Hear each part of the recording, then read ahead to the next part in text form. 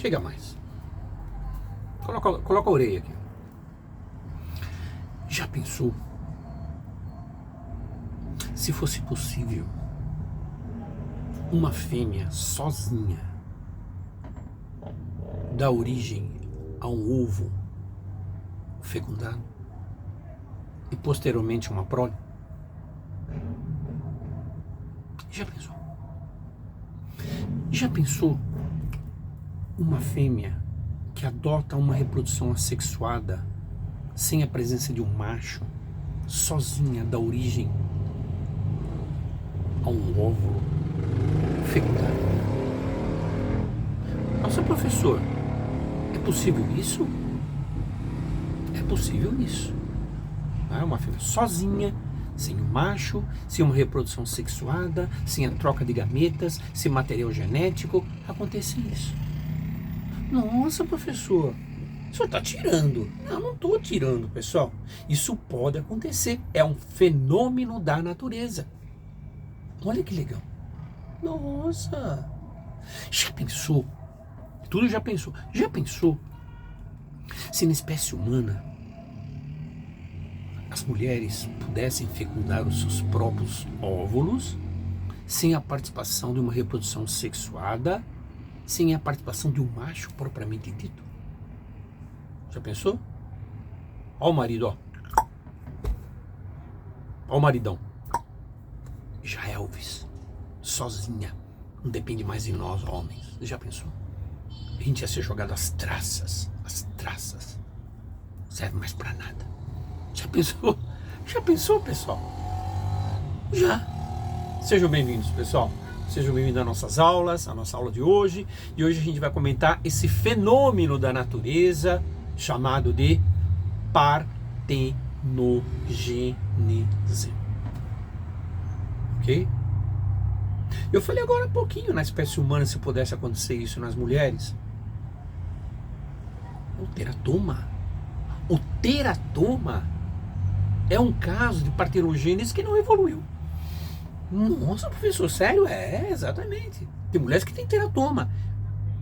E no teratoma você encontra, lá dentro, né, do ovário, você encontra restos de cabelo, restos de dentes, que parou por aí e não evoluiu. Como se fosse uma partenogênese. Nossa, o senhor tá tirando, velho? Não tô tirando. É verdade. Gente, hoje nós vamos ver então esse fenômeno incrível da natureza, da biologia, chamado de partenogênese, ok? Primeira coisa, pessoal, a partenogênese, significado da... Deixa eu arrumar aqui. Isso. A partenogênese, pessoal, ela começou... vamos começar pelo termo. Partenogênese. A partenogênese, pessoal, começando pelo termo, um prefixo e um sufixo. Parteno significa virgem. Gênese significa início. Tá certo?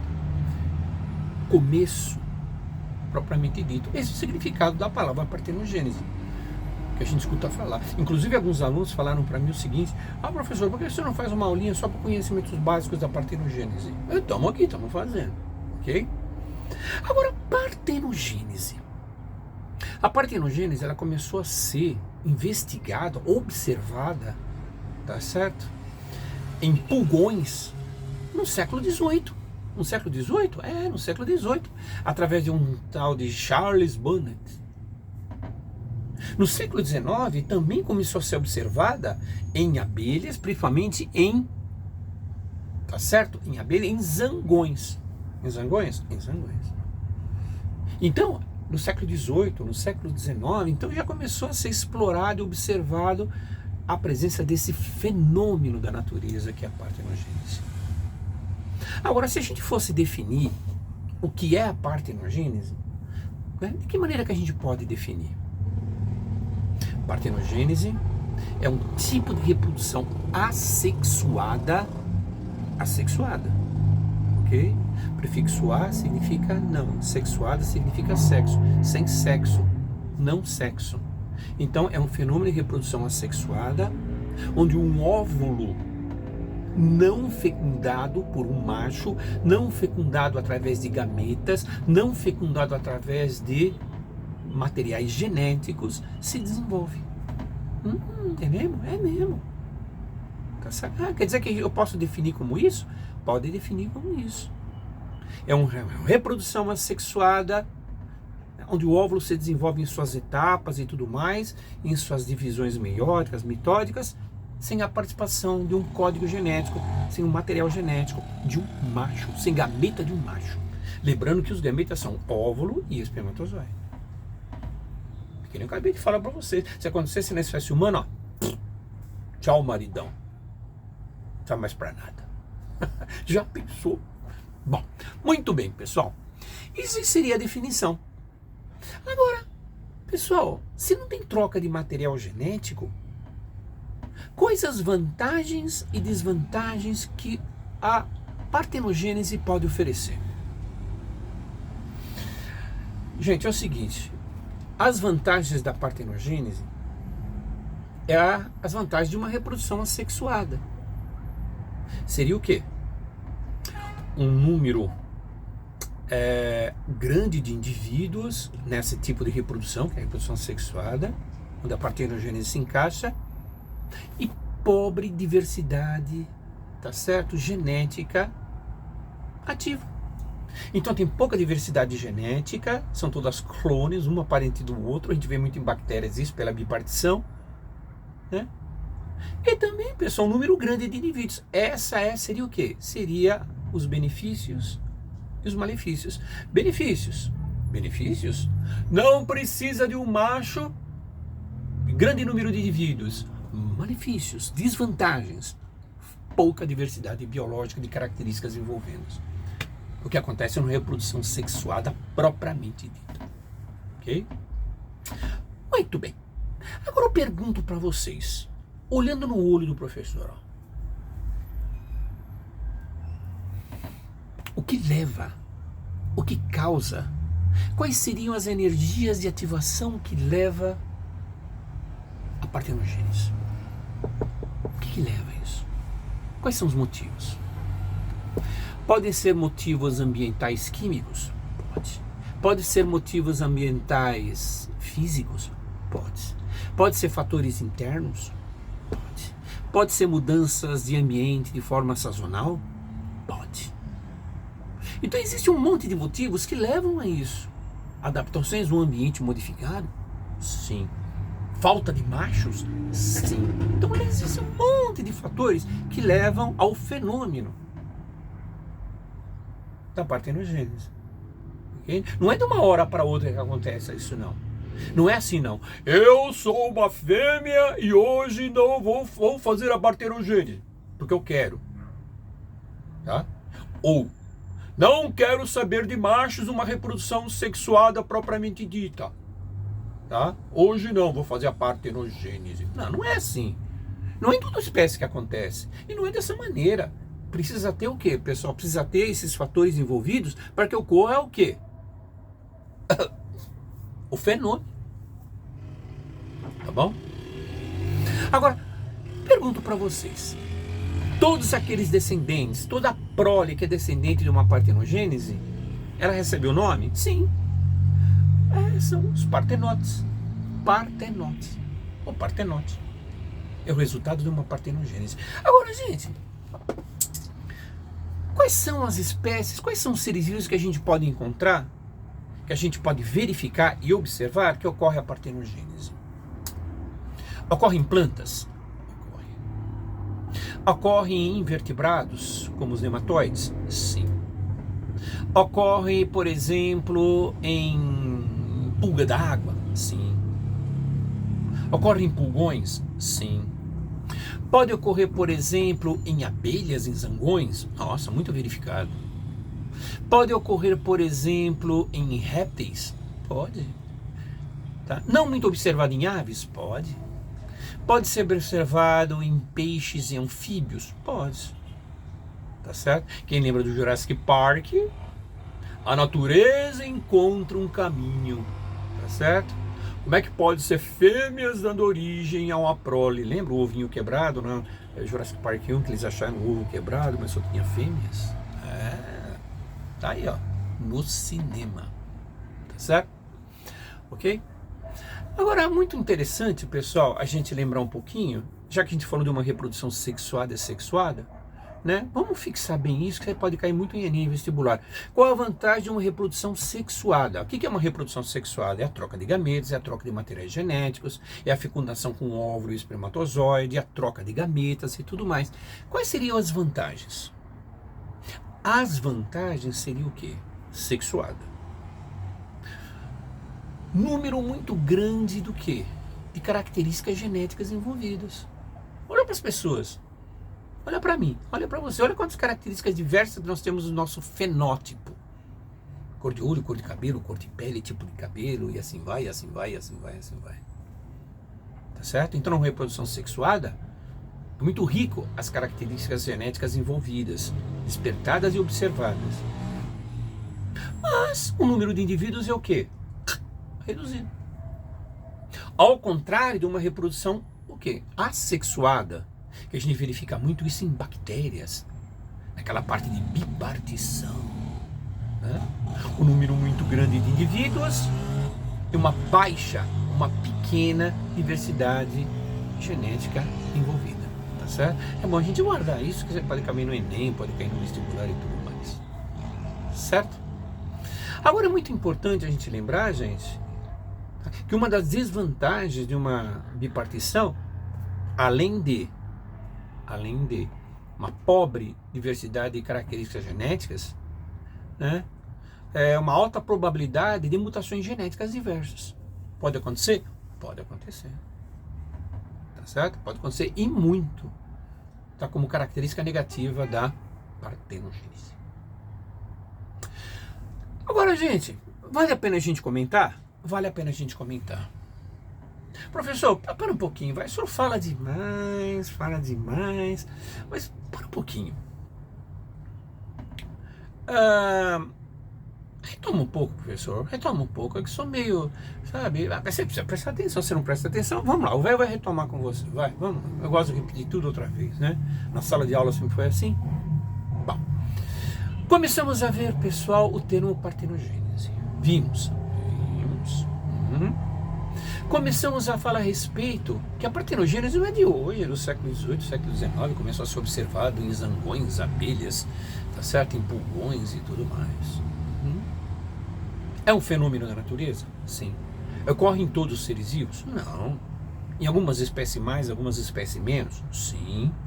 Toda hora são em condições especiais, para que ocorra o fenômeno, né? Lembrando que a partenogênese é um tipo de reprodução assexuada, onde a fêmea dá origem a um óvulo não fecundado por um macho, tá certo? Originando posteriormente o fenômeno, uma prole, tá certo? Ao ovo fecundado propriamente dito. Tá. Tem vantagens? Tem. A ausência de um macho, tudo bem. E as desvantagens? Pouca variedade genética e a presença de mutações genéticas variadas, diversas, que pode acontecer. Legal.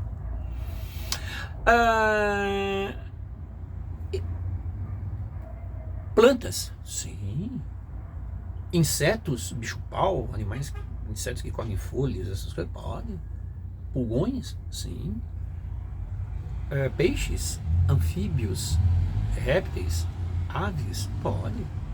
Aves não. Aves raríssimas. Tá certo?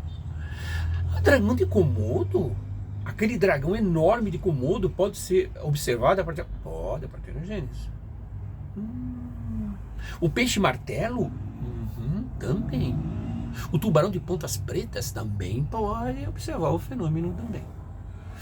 Gente, para dizer que eu nunca falei, para dizer que você nunca escutou, vale a pena a gente comentar os tipos. Tem tipo de partenogênese? Tem tipo de partenogênese. E quais seriam os tipos que a gente pode encontrar de partenogênese, só para falar e você não dizer que nunca escutou? Existe uma partenogênese chamada de facultativa, onde a fêmea, ela escolhe: vou fazer uma reprodução assexuada? Vou fazer uma reprodução sexuada? Ou assexuada? Não sei. É facultativa, ela escolhe se ela quer fazer ou não quer fazer. Uma partenogênese obrigatória, onde a partenogênese é utilizada, o fenômeno é observado 100%. Só partenogênese. Existe uma partenogênese chamada de partenogênese arrenótoca. Arrenótoca? Sim. Aonde só dá origem aos machos. Existe uma partenogênese chamada de telítoca. Telítoca, é? Onde o resultado só dá fêmeas. E existe uma partenogênese chamada de deuterótoca, onde dá origem a machos, onde dá origem a fêmea, a partenogênese. Então por aí você vê que existe alguns tipos importantes, só para você guardar, do fenômeno da partenogênese. Legal? Tudo bem? Eu acho que deu para ter uma noçãozinha importante aí, né? Básica. Agora, existem certos critérios genéticos, algumas causas genéticas que podem levar? Sim. A mutação de genes, pessoal, como por exemplo, existe um gene chamado de proto-oncogene, tá certo? Proto-oncogene MOS. É proto-oncogene MOS. E esse gene, pessoal, ele pode desencadear, tá certo? A partenogênese. Isso como motivo genético, né? Isso como, por exemplo, uma causa genética. Existe também, pessoal, a chamada impressão genômica. E essa impressão genômica é a ativação, tá certo? De certos genes para que ocorra, paternos e maternos, para que ocorra impedir o processo ou não da partenogênese.